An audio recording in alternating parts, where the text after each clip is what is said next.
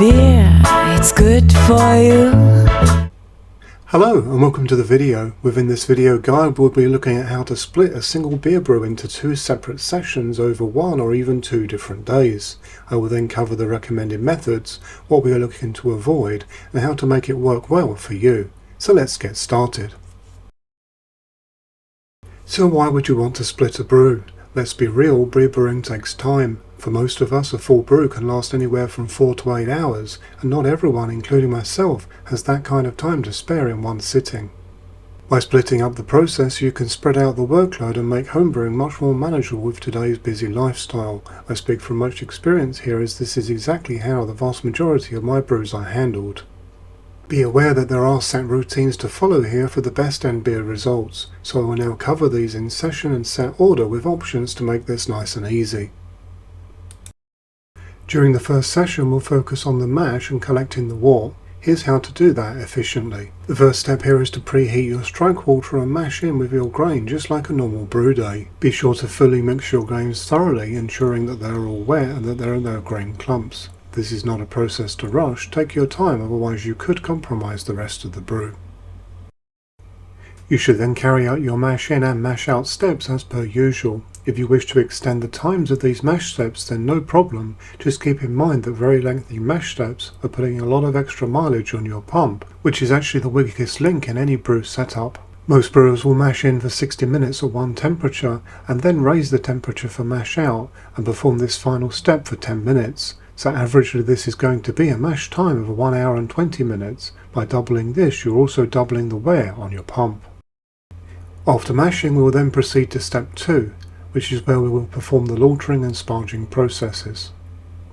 Lautering is the process of separating the liquid wort from the spent grains after mashing. If you are a brew-in-a-bag brewer, then this simply means lifting out your mash bag, or if you have an all-in-one brewing system, this will mean raising the grain basket.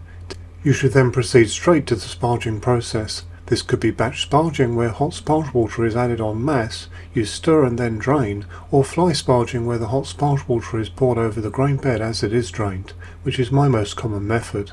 To consider these steps complete, you will need to have all of your sparge water successfully drained from your grain to join the core wort. Once you have your pre-boil wort or wort, depending on your pronunciation preference, you can safely leave boiling for up to 24 hours. However, the delay period will dictate what follows next out of 2 options, so let's now run through these. Firstly, you can simply leave the brew at mashing temperature if you plan to continue later within a 12-hour window.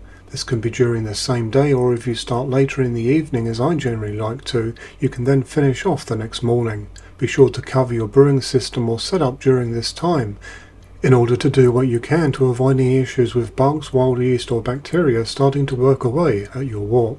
This could involve adding the mash lid and covering over any holes in a way that the system can still expel heat. Naturally this is not going to be perfect, but using this method I've had a 100% success rate and no beer has been compromised, and I've been using this method pretty much weekly for some years. Let's now look at option 2, which will kick in if you intend to wait for more than 12 hours and up to 24 hours. During this time period, then it is best to collect your wort or wort in a sanitized airtight container to minimize any risk and then refrigerate it. Wort bladders and food safe containers are ideal, and ideally you also want them to be filled to the brim to minimize risk further. The core risks of waiting too long are generally around contamination and also oxidation. There is also always the risk of wild yeast, and giving it more than 24 hours is seldom going to be good.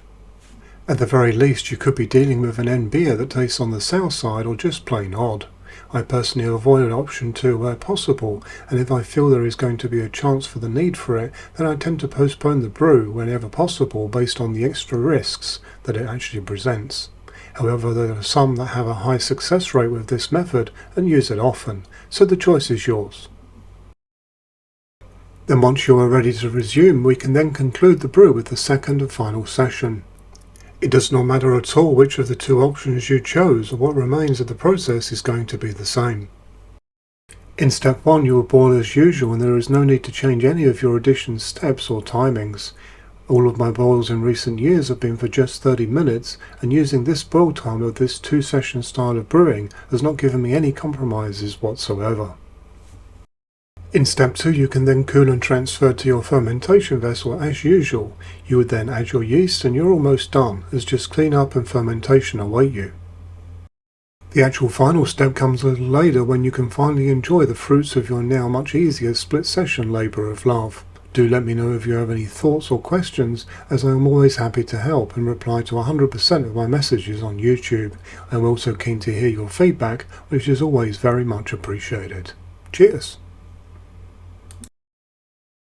I do hope that you found this video useful, informative and interesting. If so, why not consider liking and subscribing? For further support, you can join the channel's Facebook group, and if you would like to support the channel, then check out the channel's merchandise store, as all profits go back into the channel. Until next time, happy brewing!